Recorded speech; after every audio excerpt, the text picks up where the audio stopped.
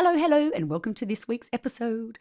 Very excited to have Jen Muir. She is a parent educator and the founder of Connected Parenting.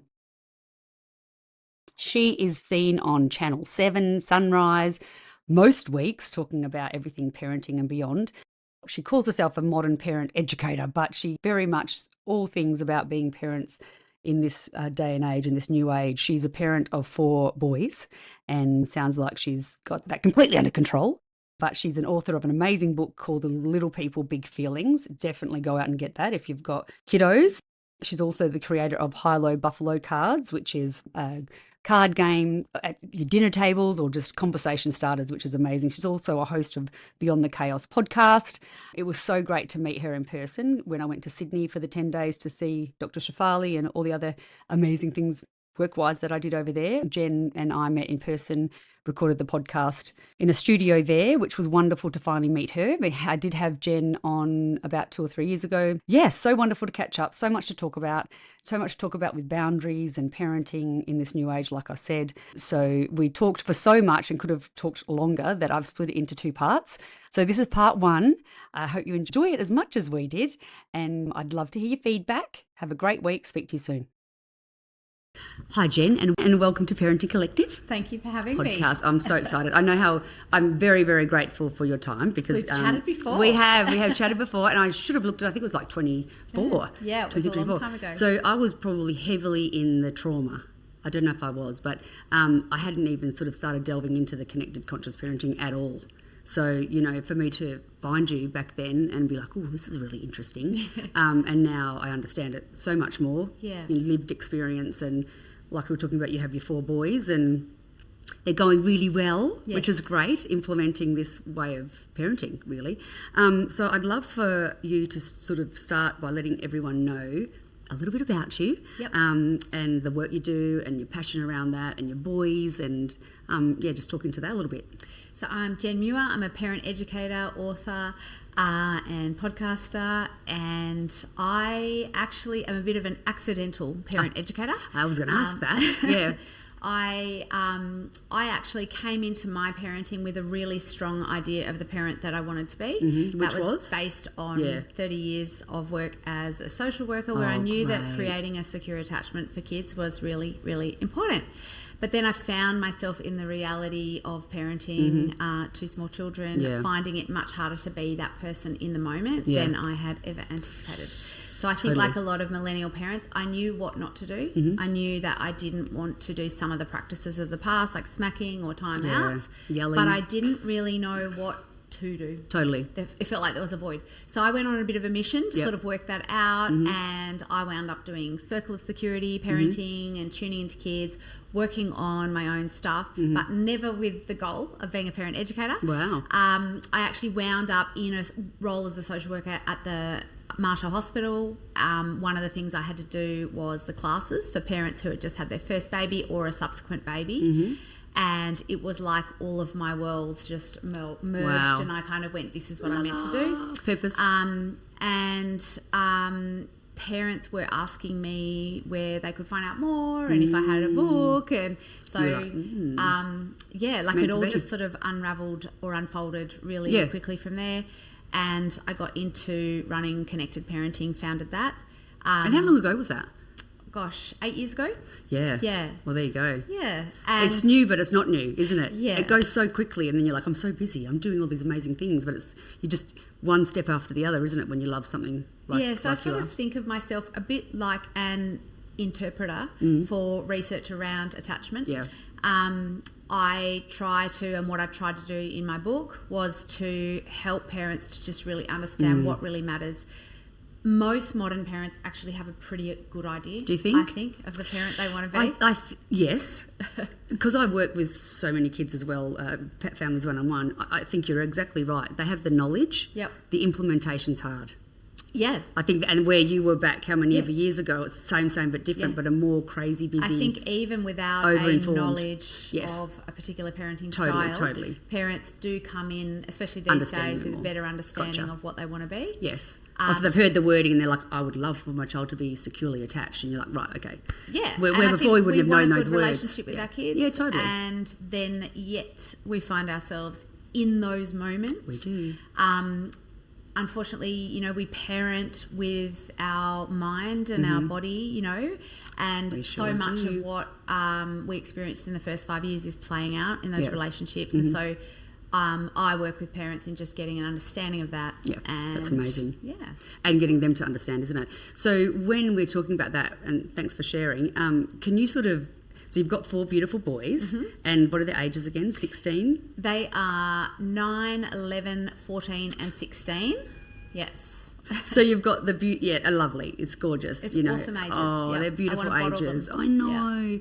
And we had a quick talk, and I'm like, how's it going? He said, fantastic. And I'm like, that's great. And again, that's talking about the knowledge behind, and, you know, you're obviously, I always say that I've always been like a researcher in life. If something's not working, I will research it. I will like what's working, what hasn't worked, which it sounds a little bit like you've fallen into the same, and you're so passionate around it. Yeah, and I'm just so passionate. And I say it's my purpose in life, other than being a mother, but it's like this lived experience, and then I need to be educated on that to teach other parents, which is wonderful that you've been able to do that.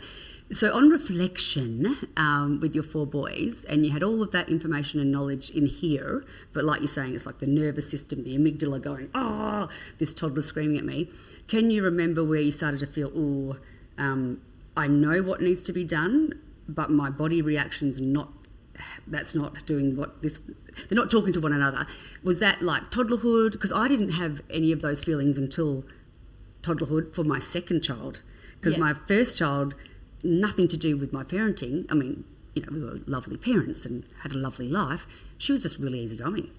Yeah, it depends on the kid we get. 100%. I mean, absolutely, parenting depends on the child you have, your circumstances, how you were parented, and how you've made sense of that. Totally. For me, I can tell you exactly when I realised. Please tell me. It was the hottest November day of 2011. I had a 3-month-old baby and a 2-year-old. I was desperate to get the baby to sleep. My baby had reflux. He never stopped crying. My 2-year-old I thought was on a fast track to prison. But actually, it was just a 2-year-old. And, totally. On this particular day, finally the baby fell asleep in my arms. I said to my 2-year-old, I'm just going to go put the baby in bed. I will be 2 seconds. I'll be right back. Here's a lollipop. Absolutely. I would have done all the things. Totally. I went down there, transferred the baby into bed, turned around to put on the white noise machine, and almost manifesting out of the floor. There's my toddler. He's grabbing the sides of the cot. He looks at me directly in the eyes as he screams at the top of his lungs and shakes the bassinet. I mean, that's traumatic. It is traumatic. Yes, that is traumatic. It's definitely a hard situation. Yes.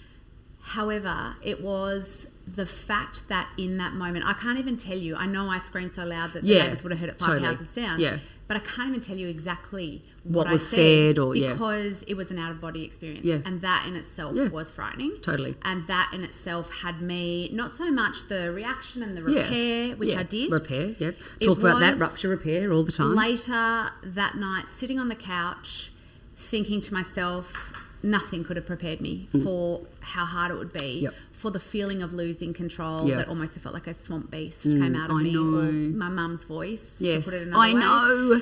And then I really questioned, like, why am I finding this harder than my mum did? Is there something wrong with my child, and is there something wrong with my parenting? Sure. And that is the moment I went on a mission. Amazing. The researcher in you, like we talk about. I did. And it was really just for me. Awesome. And it was really just for me to apply to my parenting. And then it turned out that when I started talking about it to other parents, they wanted to know more. Totally. And you're obviously such a beautiful, caring person, and that's why everyone wants to hear what you want to do, what you can do to help them, you know, so it has evolved. But same but different for me, but I was thrown into it, and listeners I've shared the story, is I was a stay-at-home mum for 10, 11 years, and that was challenging in itself, but I loved it, and it was hard. But as the kids got older, and my beautiful 2-year-old who had a strong personality, we were up for battles. Yeah. And I didn't know about any of this, Jen. Like I knew about positive parenting. I was like, you know, doing the things I knew at the time, because she's 18. And it really, really affected our relationship. So when she hit teens, and this is never to scare anybody, because again, it's not everybody, when that sort of, I talk about toddlers and teens, and Maggie Dent, I know you're very good friends with the gorgeous Maggie Dent. Before I started having teens, we went to an event of hers, and she said, toddlers and teens, same but different, just take 10 years off. 100%. And I was like, that's funny. So I only had Eloise, who's the eldest, not quite a teen yet. And this was the compliant child. Yeah. I say compliant. She's an easygoing kid, you know. And I never forget, as she started to get into the teens, about 13, seriously, something happened and she had a tantrum on the floor. And I was like, my gosh, I'm not kidding, that kid didn't have a tantrum. Yeah. And so you're dealing with so many changes all the time, but when they start getting hormonal and it's big. So I just often, like, there's always, not shame, but, guilt that I have to work on, but I did the best at the time. 100%. And all of us have that. I have guilt about, and I've been learning with my, my youngest children have a really different mum to the mum we talk that about my that all the older time. son got. Yeah. And yet, I think there are beautiful benefits that come for every part of that family. And do your boys ever like, oh, he gets away with, because the oldest is the, practice really, isn't it? I call him my first pancake. I know, it so is, isn't it? And they know it. And you've got to laugh about it, don't you? You do, but they also get, they get a lot of your energy. 100%. We possibly over-focus on our eldest, yes. but they get a lot of that energy and enthusiasm, and they do all the firsts and they get a lot of focus, which is really cool. Yeah.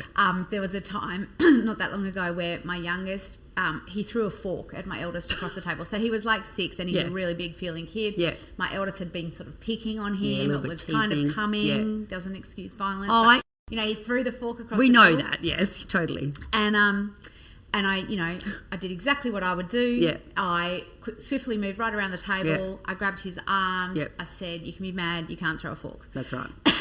And my eldest looked at me and he goes, are you for real? Is that all you're going to do? 100%. And I said, I'm sorry, and he buddy. goes, you would have made me stand and think. So when I was first learning about this stuff, I read a book by Steve Biddulph, who... Yes, love him too. He was there with Maggie that day. Yeah, he's a cool guy. They're amazing. But he wouldn't even recommend this now. Okay. So the strategy that I got, and this was 16 years ago, was that when kids were not listening and you couldn't get them to comply and there's a safety issue, hitting, you get them to stand and look at a wall. Yep. You stand with them so they're not left alone with their emotions, and then you ask them at the end of it, what did you do wrong? What would you do different? Right. And I thought that was an improvement on smacking or timeout. Or grabbing. Totally. And it worked. And not leaving them. That's the thing, isn't it? As I evolved into it, I learned that actually we don't need to stand our kids against a wall or do something to our kids that we wouldn't do to another adult. Yes, totally. And that actually if you view kids as always doing the best they can. Totally. And that it's a skill that needs to be taught. So when my kid throws that fork, he's got to learn how to deal with the frustration of having an older brother that picks on him. And the only way I can teach that is actually by staying in connection with him and keeping that sort of shaming stuff so low that I've got the opportunity to go, I get that your brother's annoying. Yeah. What could you do next time instead of throwing a fork? 100%. And now I've got an opportunity for him to learn. I know. It also feels so much more powerful. Like we're meant to lead our kids, but in that moment, there's no part of me that is there going, if you throw that fork, I'm going to put you in the corner. Yes. Which feels very powerless. I actually am in charge. I am leading. You're the leader. Confidently, and everybody knows it. But I get it from the view of an eldest, and of course we also need to give some empathy to an eldest child. Like, I totally do. I didn't know that then. I say it all the time. And I say that all the time. And I go, we've been learning on you, and there's pros and cons. Totally. I say it all the time. I was very honoured to interview my eldest, the 20-year-old, and she's amazing that she's been so vulnerable to share her story with mental health and all of that. But that's the conversation. We were laughing as she's like, now that you're doing the conscious connected parenting, I see how much better it is. Like I had this open conversation that wasn't scripted, and I was asking her view, and it's so interesting. And so many mums have like, oh gosh, I should ask my older child that, because it's just a good conversation rather than not, like it is what it is. And the thing is, like you said, absolutely every child has a different parent and a different family. Thinking that. Even if you had all the knowledge to begin with, which you don't, because you are learning every single baby and child that you have one by one. One of the things, I think the mistake we make in parenting in general, and I work with parents of newborns all the time, they assume, well, I, as the parent, should know what to do when this baby cries. Totally. And I say to them, I thought that every time I had a subsequent baby. I had 4 boys, they looked identical at birth. And then I would assume... Girls. Yeah, I would assume, well, I know what to do. And then within 2 weeks, 4 weeks, 6 weeks, I'm like, no, I haven't met this person. And I haven't met this person. With every stage. Totally. So you're getting to know that person. I don't call, like I know my business is called Connected Parenting. I don't think of what I do as conscious parenting, connected parenting, gentle parenting. No, I don't have a name. What do you? Well, I love connected though because connection because it's connected is really important because without it we don't get anywhere. Totally, yeah. Essentially what we're really talking about, what we've known in the research since 1960 is that the parenting style that works best for kids is authoritarian. Secure. And authoritarian, sorry, yeah. And so it's all of authoritative? Authoritative, yeah, sorry. So I did this all the time. It's not authoritarian, everybody. It's authoritative. And I can't even say it properly. Authoritative. Yes. So they're so similar. So now that we've messed up that word, can you explain the difference between authoritarian and authoritative? So authoritarian is high boundaries but low warmth, particularly in those moments of boundaries. Do as I say. That's how most of us were raised. So totally. go to your room, smack for you. Be quiet. Yep. If you don't turn that phone upside down, the wind will change and you'll get stuck like that. Shh. Yes, all of that. And then, what people assume authoritative parenting is, and you can call it gentle parenting, conscious parenting, connected parenting. I don't care what you call it. I don't think the labels are No, I don't think labels. helpful. I struggle with that with conscious parenting because I don't feel that that's it. So I get what you're trying to say. What we're really talking about is it is high limits as well and high structure, but also high warmth. 100%. So in that moment where you're saying, I can't let you throw a fork, you're also going, but I get why you're frustrated. You might. Yes. I get why that might have happened. I know you're a good kid. Yep. And so what we're trying to do is be kind and keep in relationship with our kids at the same time as holding those limits that make kids feel safe. Totally. Now that is, Dr. Vanessa Lapointe calls that the Parenting Summit. So it is the hardest aspect of anything that we do in parenting. It's so hard. Because it can feel impossible not to slip down one of the sides of that. So where we fall down is that what comes out of our mouth, what wants to come out of my mouth is all structure. Yeah. Go to your room, yeah. Why'd you do that for? And so I have to really work on my warmth and my empathy. Yep. For me, that's what I teach parents. It's 90% body language. Totally. It's actually not anything. Nervous system. I talk about that a lot too. And then for other people, say my husband, he is all kind. He's all empathy. That's nice. Beautiful. But I've seen him stand by a trampoline for 45 minutes going, who wants to get off now? And I'm moving. But you know why I love that? Men are often the tougher ones. They're actually not. So I'm generalising. Maybe in my life, maybe. And, when I work with couples, it's actually that's there's beautiful. no gender to it. Oh, that's so nice. What we're coming off is often how we were parented and how we've made sense of that. 100%. So actually, many people that were parented in a way that, well, if it was abusive, or if it was so firm that it felt scary, they are often our more soft parents. They're parenting in a really kind of more soft, or they don't have that firmness because they're trying so hard not to be do different. That which I their know, parents were. because we're always trying to do better, aren't we? So for them, it's about lifting up the firmness and getting really comfortable with the discomfort of being really clear with those limits. And for parents like me, where the harder bit was the empathy or sitting in sadness, I have to really work on that. And I have to continue to work on it. Me too, every day. So when people talk to me, I'm like, my muscle has to be built on this every day. Every day is different. 100%. Like I was saying, I won't name names in my family, but we have weeks that are fantastic, and we're in a season of everyone's really happy and we've done so much work, and I call it my beautiful chaos. But situations are happening, and I was on the plane with my friend Lauren, who is all about conscious living. That's her business. And I was like about one of the kids, and she was. And I'm like, I think I've got it and I've got the tools, but we're humans. We're humans. And so we've got to humanise everything as like, you've got emotions, you're not going to get it right all the time. I think it was Maggie Dent too who was saying, if you get it 30% of the time, you're winning. 30%. 100%, 30%. I was like, 30? I'm winning. Because if you think 70, nearly did my maths then, 70% is messing up, repair, talk about rupture and repair. Vanessa Lapointe talks about that. But, we're always learning, aren't we? And the kids are all different. And having the three same gender, I was the same, is you'd think there'd be similarities, but there can be so opposite. It's crazy. Do you have that? Yeah, absolutely. The boys are so different. Absolutely. So the other thing, talking about all of this too, because I really want people to hear this and really want to hear it, not that, oh gosh, airy-fairy parenting. It's not. It's actually the harder way. Like you said, to be able to control yourself, to bite your tongue in those emotions when he's throwing a knife or a fork, you know? Do you know what I mean? Like, it's so easy to go, what are you doing?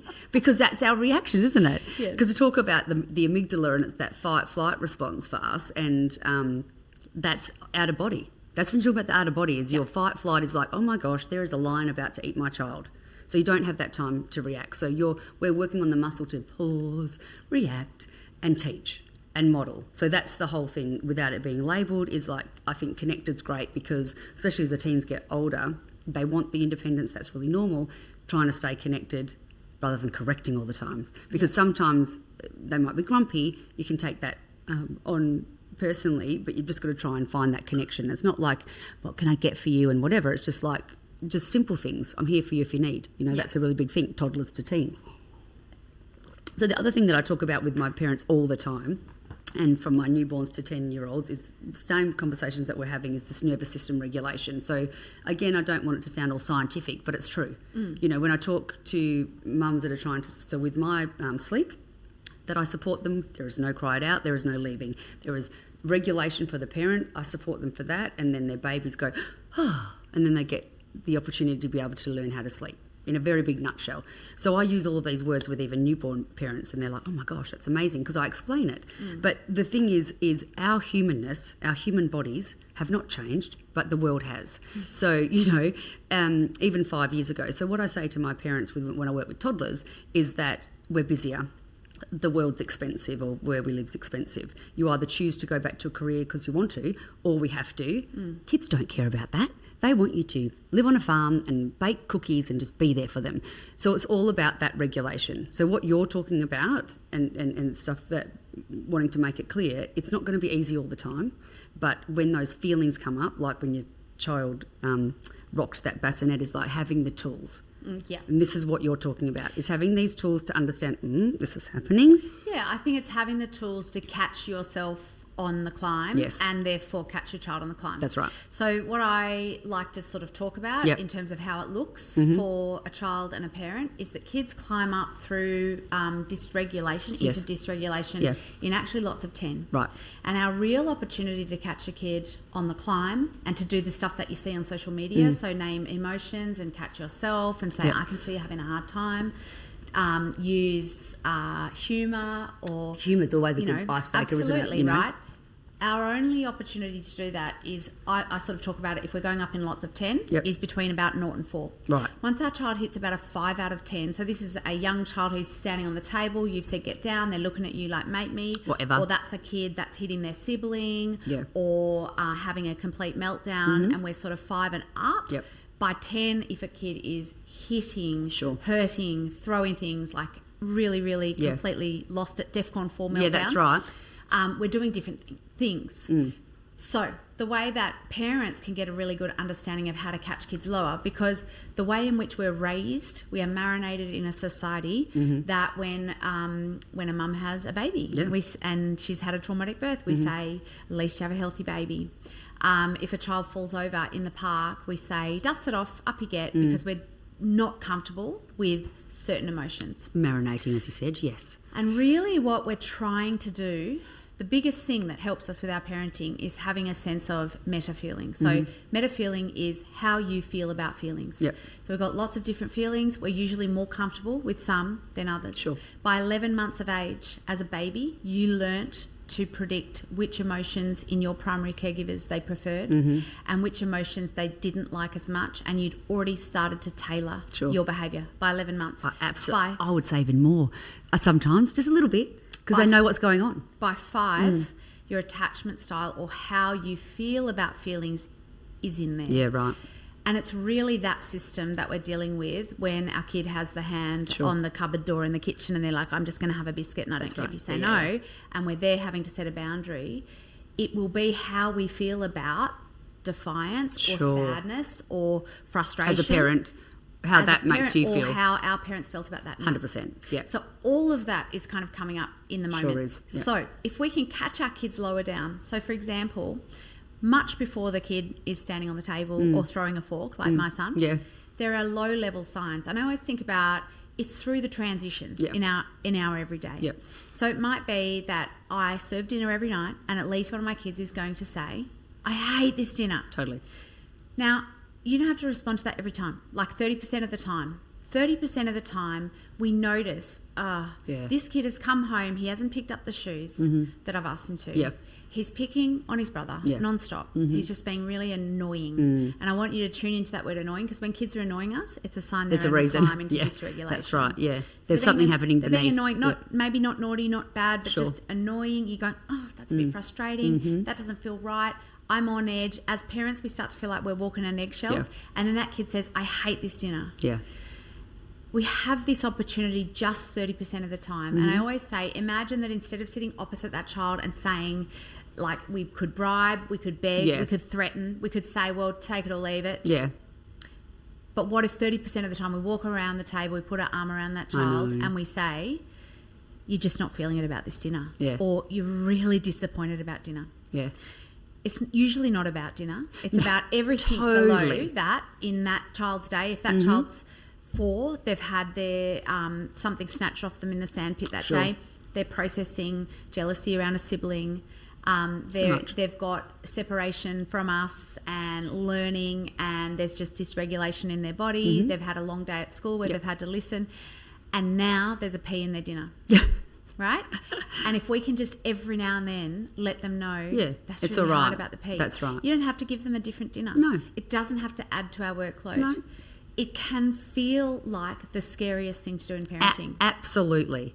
And I still feel that at times. And the reason that low-level stuff matters is that once our kid hits a 5, if my kid throwing the fork, it is much harder to be the parent you want to be by then. Absolutely. The meltdown is already on its way. Yeah. And we're really just strapping in. Totally. Right? And so there's what we do when our kids are really losing it, which I think you want to talk about today. Totally. And there's some different stuff we've got to do there.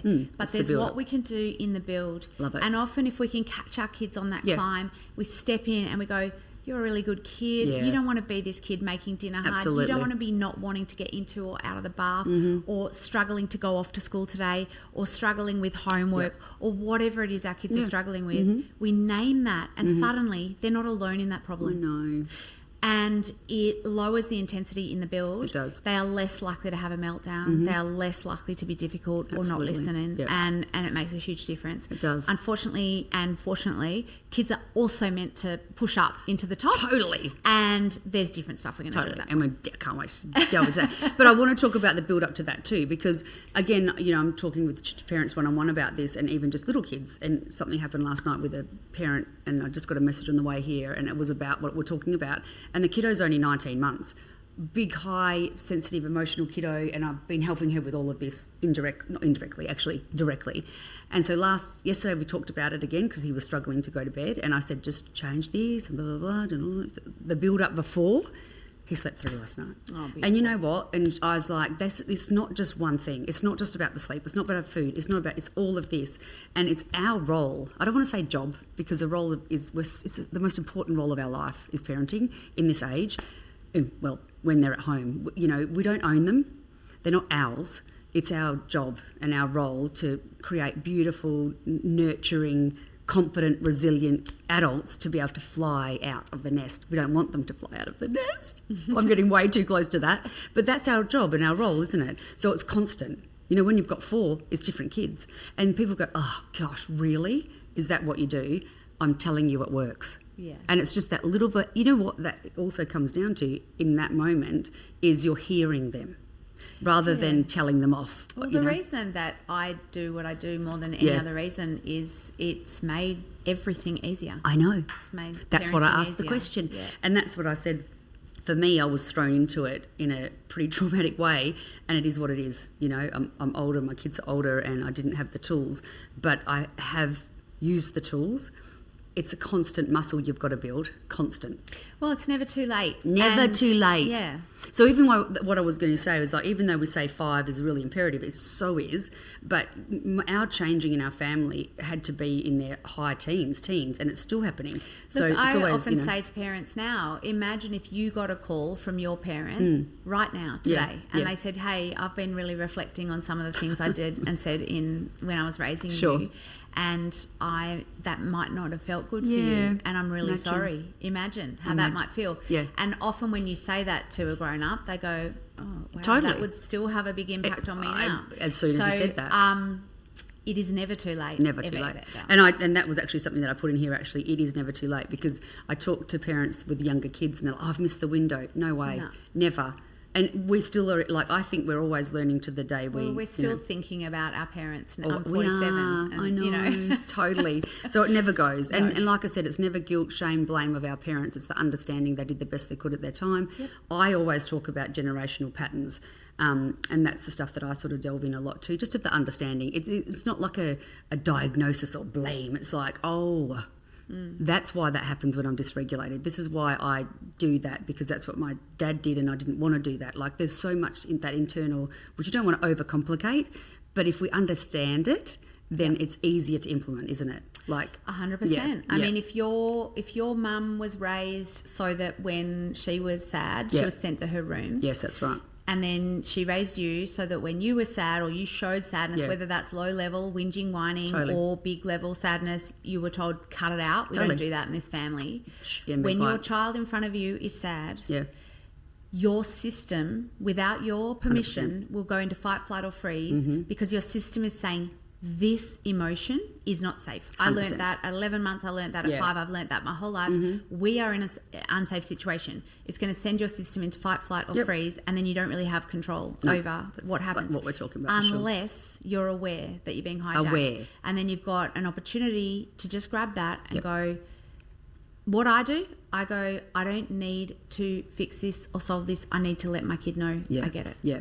And it's not easy, like we keep saying, is it? Like, you live and breathe this and you've done it for a long time, and I'm sure still with the 4 kids you have to have a bit of a pause sometimes and think, ooh, how am I going to respond to that? Everything. And look, sometimes I pause and I say nothing. Yeah, totally. My teenager flipped out at me the other night over a breadboard and he was quite rude. Yeah. And I just sort of took a pause. Yeah. I kind of had a little chuckle to myself and thought, that felt rude. Yeah. And then about 10 minutes later I said, that hurt my feelings. Yeah, good. That was my next question. What did you say? Yeah. Yeah. And he went, oh, I'm sorry. Like, this is what it was about, whatever. Yeah. And so you just continue it. Totally. And absolutely. And that was going to actually be my question too, is people, it's not letting them get away with it. So I sort of say to people, be like, let it bounce off like Teflon. So you paused. Ooh, it did, hurt a little bit. But you don't let it go. You give it a little bit of time. Yeah, look, I told him in that scenario, I would let him know as a 16-year-old. Yes, that wasn't great. You gave it a bit of time, didn't you? Because there's no point in saying it in the moment. He's really worked up. Yeah. And it's the same with if I have to still parent him around boundaries. I have to go in and say, I need to get your phone out of your room. Sure. He is unlikely to say thank you for keeping me safe. Absolutely He's going to say, this sucks, you're the only mum that does this, I don't need help with this. That's right. And he might throw his phone on the floor. He absolutely could.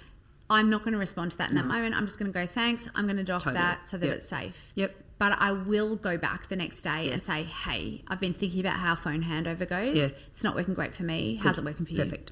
And often he's going to say, it's not great for me either. Yeah. And then he might come up with a solution like, what if I set a timer and I dock it myself? Perfect. Giving him the autonomy. And that's why I do like the word connected, because you are, for me, watching what you do and what you say, you're still having that connection when it's tough. I think you're holding the sense of the good kid. Yeah. And the good parent. That's right. And both are really important. And often you flounder with that, I think, don't you? Like, did I say it right? And also not being frightened of that behaviour. That's where I was fearful of, like, I need to fix it. There's a lot of fear in parenting and trying to kind of catch that when fear's at the driver's seat. That fear comes from love. When we go into fight, flight or freeze, it's often because something we care deeply about has been threatened. So 100%. If my child's behaving badly and I really want to do a good job and raise a good kid, what's being threatened is not just my job at parenting, but my child's future. Totally. And so it's catching that enough so that, yes, we can teach. And I don't think you need a script for how you teach. No. I think it's catching that and talking about what went wrong and what we could do different, like what I talked about at the wall, only we don't need the wall. Yeah. And we do it side by side in the car the next day or at another time, or we sit down with a pen and paper, or we have a family meeting. That's all really important. And yeah, we don't need a script, but I do really believe that the wordings are correct. Like using the I, like you said, that really, like instead of going, you shouldn't have done that or whatever, it's like, that really hurt me. So it's like a reflective of if like a teenager said something, rather than, you know, I don't like that, don't do that again, you're saying that really hurt me, buddy. Yeah, I try not to get caught up in words, and I try not to get parents caught up in words. Okay. I do give scripts for parents of young kids, like if a child is hitting, I give them the script, I won't let you hit. Yeah. The reason I give that script is because it actually gets the parent physically in the mind frame they need to be in. Right. It is your job to stop the hit. Totally. So 100%. we don't want to sit in a passive state across the room saying, don't you hit. No. If you hit, I'll have to do something about it. You know, that's all very powerless. Yep. If a kid is hitting, they are out of control and they need our help. Yes. And so I use the words in the scripts, like in my book, which we'll talk I won't about. let you hit, because it helps parents learn how to stop the hit and be the boundary. Yeah. Having said that, I think once you get really good at it, you might say nothing at all. You might go, or that's not happening. And they know. Yeah, man. But it's what you do. It's how you step in and support your kids. Yeah. And it's your confidence to do all that with kindness, because it's a good kid having a hard 100%. time that makes the difference. Yeah, that's the biggest thing. It's not a bad kid. Yeah. And that's the thing, is that authoritative. Get it right. Yeah. It's authoritative. It's not authoritarian, but it's the authority and the respect that that is growing within your family. That you're the boss still, but in a calm, kind, connected way. Yeah. The idea is whenever possible, we let our kids lead, and whenever necessary, we take charge. That's right. Yeah. But kids desperately want us to take charge They are dysregulated, when they're no longer growing well. Yes. And particularly when kids are hitting or hurting or breaking a family rule or damaging our environment. Definitely they time. Desperately want help to stop. So if you enjoyed this episode, be sure to leave me a rating and review. I love reading all of your messages, so shoot me a DM over on Instagram. It is parentingcollective.au. I also offer a free 15-minute, no-obligation phone chat. If you'd like to book one, head over to my website, www.parentingcollective.com.au, and request one there. So try to remember to be kind to yourself, and always know you're doing the best you can every day, no matter what your day is looking like. Until next time, much love.